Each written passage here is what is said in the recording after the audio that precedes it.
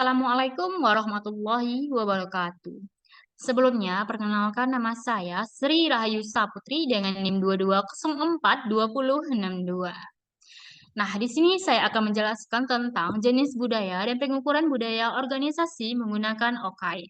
Nah, di sini maksud dan tujuan saya dalam pembuatan video ini adalah untuk memenuhi tugas mata kuliah budaya organisasi dengan dosen pengampu Ibu Nora Eka Putri, SIP, MSI. Nah, jenis budaya. Budaya organisasi dapat dibedakan menjadi 4 jenis budaya organisasi. Yang pertama yaitu budaya yang berorientasi kolaborasi atau yang disebut dengan klan. Budaya yang mirip dengan keluarga dengan berfokus pada pendampingan dan pengasuhan. Kemudian yang kedua itu budaya berorientasi menciptakan ad hoc atau yang disebut dengan adhokrasi. Budaya yang dinamis dan memiliki ciri kewirausahaan dengan berfokus pada pengambilan risiko dan inovasi. Kemudian yang ketiga yaitu budaya berorientasi bersaing atau disebut dengan pasar. Budaya yang berorientasi pada hasil dengan fokus pada kompetisi dan prestasi. Kemudian yang keempat yaitu budaya berorientasi kontrol atau yang disebut dengan hierarki, budaya yang memiliki hierarki terstruktur dan dikendalikan dengan fokus pada efisien dan stabilitas. Nah, selain jenis budaya dari Cameron, terdapat juga menurut model Handy ada 4 jenis budaya yang diikuti oleh organisasi. Yang pertama itu kekuatan. Ada beberapa organisasi yang memberikan kekuatan tetap bagi karyawan untuk mengambil keputusan dalam organisasi, terutama karyawan yang mendapatkan hak istimewa di tempat kerja. Karyawan yang dianggap yang paling penting di tempat kerja dan merupakan pengambilan keputusan utama, individu-individu ini selanjutnya mendelegalisasikan tanggung jawab kepada karyawan lain. Dalam mengikuti instruksi dengan ketat, karyawan tidak memiliki kebebasan untuk mengekspresikan pandangannya atau membagikan ide-ide yang dimiliki di forum terbuka dan harus mengikuti semua yang dikatakan atasannya. Nah, kemudian yang kedua itu budaya tugas. Organisasi menjadi tempat dalam tim yang dibentuk untuk mencapai target atau menyelesaikan masalah selaras dengan budaya tugas yang telah ditentukan. Dalam organisasi semacam itu, individu dengan minat dan spesialisasi yang sama berkumpul untuk membuat sebuah tim. Umumnya terdapat 4 hingga 3 anggota di setiap timnya. Dalam budaya yang demikian, setiap anggota tim harus berkontribusi secara merata dan menyelesaikan tugas dengan cara yang paling inovatif dan kreatif, memberikan hasil yang terbaik.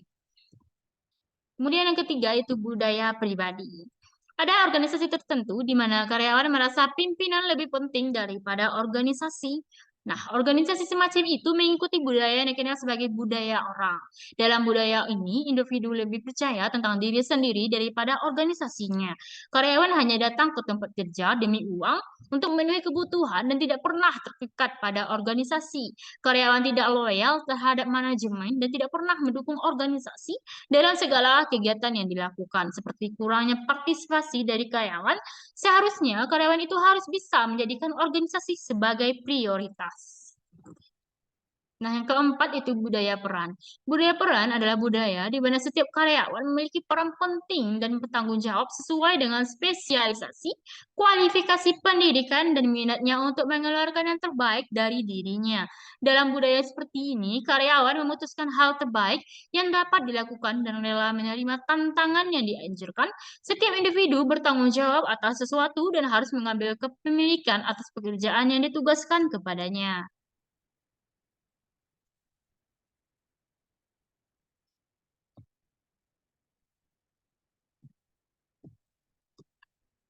Nah, yang selanjutnya yaitu pengukuran budaya organisasi menggunakan OKAI atau Organizational Culture Assessment Instrument. Merupakan suatu instrumen yang dikembangkan oleh Profesor Robert Quinn dan Kim Cameron. Instrumen ini digunakan untuk memberi penilaian terhadap budaya perusahaan saat ini dan memetakan keinginan perubahan organisasi melalui 4 budaya organisasi. Yang pertama yaitu klan, yang kedua adhokrasi, market, dan hierarki. Nah, instrumen ini mampu melihat kesenjangan antar budaya yang sebenarnya akan dituju oleh perusahaan dengan budaya yang saat ini diyakini. Melalui memetakan kesenjangan ini, maka dapat dilakukan upaya yang sistematis untuk melakukan perusahaan perubahan sehingga kesenjangan ini semakin kecil. Nah, Okai sebagai instrumen yang mampu memetakan budaya organisasi di suatu perusahaan telah diuji cobakan di beberapa penelitian. Uji coba mulai dari level staff hingga level top, manajemen mendapatkan kisaran reliabilitas 0,67 sampai dengan 0,83. Ini menyatakan bahwa alat ini cukup mampu menunjukkan konsistensi dari sebuah alat ukur. Nah, studi yang sama juga mengukur validasi Okai menggunakan teknik analisasi multi multi-method dengan menggunakan dua instrumen berbeda. Instrumen pertama adalah Okai dan instrumen kedua adalah instrumen yang mengukur dimensi budaya organisasi yang sama dengan skala perubahan yaitu Likert type. Hasil dari uji coba ini menunjukkan validitas Okai mencapai koesien 0,764. Nah, hasil ini menunjukkan bahwa Okai dapat dikatakan cukup valid. Dasar teori Okai adalah model Computing Value Framework. Model Computing Value Framework menggunakan pendekatan dua dimensi. Nah, setiap dimensi berisi dua aspek yang berlawanan. Dimensi pertama yaitu membedakan aspek menekankan pada keluasan, diskresi, dan dinamis dengan aspek yang menekankan pada kestabilan, keteraturan, dan pengendalian. Dimensi kedua yaitu membedakan aspek yang menekankan pada orientasi pada lingkungan internal perusahaan, integrasi, dan kesatuan dengan aspek yang menekankan pada orientasi pada lingkungan eksternal dalam perusahaan, keunikan atau inovasi, dan persaingan. Kemudian dimensi kedua yaitu beserta aspek-aspek yang menyertainya tersebut secara bersama akan memberikan 4 alternatif budaya organisasi. Masing-masing alternatif budaya organisasi dilihat melalui 6 kunci budaya organisasi, yaitu yang pertama karakter dominan, kemudian yang kedua pola kepemimpinan, yang ketiga tata kelola karyawan, yang keempat perekat organisasi, yang kelima penekanan strategi, dan yang keenam itu kriteria keberhasilan. Nah, 6 kunci tersebut memiliki keempat budaya yaitu competing values framework dalam organisation, kultur, asesmen, instrumen atau OKAI.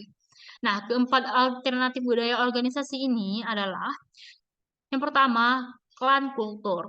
Ini merupakan model atau jenis budaya yang lebih menitik beratkan pada hubungan dan sistem kekeluargaan yang sifatnya guyup. Ciri-ciri kekeluargaan ini sangat menonjol. Gaya kepemimpinan yang berkembang biasanya lebih cenderung sebagai yang memfasilitasi konflik atau segenap permasalahan yang berkembang dalam organisasi. Tugas utama dari manajemen adalah mengendalikan dan membina karyawan sehingga memudahkan mereka untuk berpartisipasi. Kemudian yang kedua itu adhokrasi kultur. Model atau jenis budaya ini cenderung bersifat mengalir dalam artian anggota organisasi tidak dibatasi oleh struktur sebab model ini lebih mementingkan penciptaan situasi di mana karyawan bisa dengan bebas menggali serta menyalurkan ide-ide segar, kreatif, dan inovatif serta berpandangan ke depan dan mandiri. Tugas utama manajemen adalah mendukung dan mendorong terciptanya semangat entrepreneurship dan kreativitas. Kemudian yang ketiga itu market culture. Jenis budaya yang mengedepankan kompetensi yang ketat dan tinggi. Bahkan bagi organisasi dengan market culture yang kuat, situasi persaingan yang ketat dan tinggi bukan hanya ditunjukkan bagi kompetitor bisnis saja, tetapi di kalangan karyawan. Nah, tugas utama manajemen adalah mengendalikan organisasi mencapai produktivitas hasil tujuan kerja keuntungannya.